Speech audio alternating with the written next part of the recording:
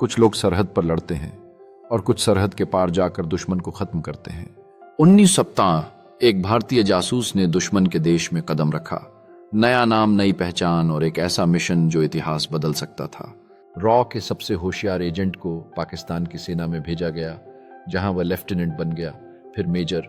लेकिन असली पहचान थी भारत का ब्लैक टाइगर। सूचनाएं भारत तक पहुंचती रहीं, दुश्मन को भनक तक नहीं लगी, लेकिन एक गलती और कहानी बदल गई। गिरफ्तारी, यातनाएं, सलाखों के पीछे मौत का इंतजार। क्या वाकई भारत ने अपने सबसे बहादुर बेटे को भुला दिया? रविंद्र कौशिक, नाम जो इतिहास के पन्नों में गुम हो गया, लेकिन उसकी बहादुरी आज भी गूंजती है। ये सिर्फ एक जासूस की कहानी नहीं, ये एक जिंदा शहीद की दास्तान है। यह कहानी एक गुप्त जासूस के जीवन और उसके असाधारण साहस का जश्न मनाती है, जिसने अपने देश के लिए सब कुछ न्योछावर कर दिया। इस कहानी को आने वाली पीढ़ियों तक पहुंचाना आवश्यक है, ताकि हर एक मानवता का सच्चा नायक हमेशा याद रखा जाए। एक सच्चे नायक का बलिदान हमें यह याद दिलाता है कि स्वतंत्रता की कीमत क्या है और इसे बनाए रखना हमारा कर्तव्य है। राष्ट्रभक्ति से भरे हुए थे। पढ़ाई में होशियार होने के साथ साथ उन्हें थिएटर और अभिनय का बहुत शौक था। वे अपनी दमदार आवाज और अभिनय कौशल से दर्शकों को मंत्रमुग्ध कर देते थे। 1973 में जब वे कॉलेज में पढ़ रहे थे, तब raw research and analysis wing के अधिकारियों की नजर उन पर पड़ी। एजेंसी ने उन्हें जासूस बनने का ऑफर दिया और उनके देशभक्त मन ने बिना किसी झिझक के इसे स्वीकार कर लिया। रविंद्र कौशिक ने बिना किसी संकोच के जासूस बनने का निर्णय लिया। उनकी यात्रा अब एक नए और खतरनाक मोड़ पर थी, जहां देश की सुरक्षा उनके हाथों में थी। रविंद्र कौशिक ने अपने राष्ट्र के लिए कई जोखिम भरे मिशनों को अंजाम दिया। उनकी महानता और साहस ने उन्हें न केवल एक सफल जासूस बनाया, बल्कि एक प्रेरणादायक व्यक्ति भी बना दिया। नबी अहमद शेख ने अपनी मेहनत और बुद्धिमत्ता के बल पर पाकिस्तानी सेना में तेजी से प्रगति की। उन्होंने कई महत्वपूर्ण मिशनों में भाग लिया और अपनी क्षमता साबित की। उनकी रणनीतिक सोच और उत्कृष्ट नेतृत्व कौशल के कारण उन्हें सम्मान मिला। वे धीरे धीरे सेना में मेजर के पद तक पहुंच गए। रविंद्र कौशिक को 2 साल की कड़ी ट्रेनिंग दी गई। उन्होंने उर्दू भाषा को पूरी तरह सीख लिया, इस्लामिक रीति रिवाजों और पाकिस्तानी कल्चर को अपनाया। उन्होंने अपना नाम बदलकर नबी अहमद शेख रख लिया।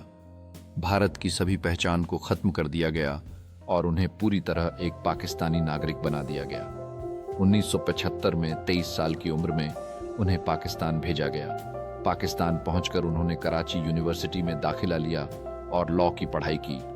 पढ़ाई पूरी करने के बाद उन्होंने पाकिस्तानी सेना ज्वाइन की और अपनी बुद्धिमत्ता के दम पर धीरे धीरे मेजर के पद तक पहुंच गए। इस दौरान उन्होंने कई उच्च सैन्य अधिकारियों से दोस्ती कर ली और बेहद गुप्त और संवेदनशील जानकारी भारत भेजनी शुरू कर दी। उनकी रिपोर्ट्स इतनी सटीक थीं कि खुद भारत के प्रधानमंत्री इंदिरा गांधी ने उन्हें ब्लैक टाइगर का नाम दिया। 1948 में एक अन्य भारतीय जासूस पकड़ा गया, जिसने कड़ी पूछताछ में रविंद्र कौशिक की पहचान उजागर कर दी। पाकिस्तान की खुफिया एजेंसी ISI ने उन्हें पकड़ लिया और बहुत क्रूर यातनाएं दी। उन्हें सियालकोट जेल में रखा गया और अत्यधिक यातनाएं देकर उनकी सारी हड्डियां तोड़ दी गई। 1950 में उन्हें फांसी की सजा सुनाई गई, जिसे बाद में उम्र कैद में बदल दिया गया। रविंद्र कौशिक को मियांवाली जेल भेज दिया गया, जहां उन्होंने 18 साल तक अमानवीय परिस्थितियों में कैद में रहकर समय बिताया। जेल में ही तपेदिक और हृदय रोग के कारण 2001 में उनका निधन हो गया। भारत सरकार ने कभी आधिकारिक रूप से उनकी पहचान नहीं मानी और उन्हें पाकिस्तान में ही गुमनाम तरीके से दफना दिया गया। रविंद्र कौशिक की कहानी बलिदान, साहस और राष्ट्रभक्ति का प्रतीक है। उन्होंने अपनी पूरी जिंदगी एक जासूस के रूप में गुमनामी में गुजार दी, अपने परिवार से कभी नहीं मिल सके और अंततः अपने ही देश द्वारा भुला दिए गए। लेकिन आज भी उनकी गाथा भारतीय खुफिया एजेंसी में सबसे सफल मिशनों में से एक मानी जाती है। सच्चे नायक वे होते हैं जो पर्दे के पीछे से देश की रक्षा करते हैं, बिना किसी पहचान या इनाम की उम्मीद किए। रविंद्र कौशिक उन्हीं गुमनाम नायकों में से एक थे। रविंद्र कौशिक की कहानी आज भी युवाओं के लिए प्रेरणा का स्रोत है, जो देशभक्ति और बलिदान की भावना को जीवित रखती है। उनकी गाथा ये बताती है कि सच्चे नायक हमेशा याद नहीं किए जाते, लेकिन उनका बलिदान कभी व्यर्थ नहीं जाता। रविंद्र कौशिक की कहानी हमें यह याद दिलाती है कि असली वीरता अक्सर अज्ञात रहती है और उनकी सफलताएं हमारे देश के लिए अनमोल हैं।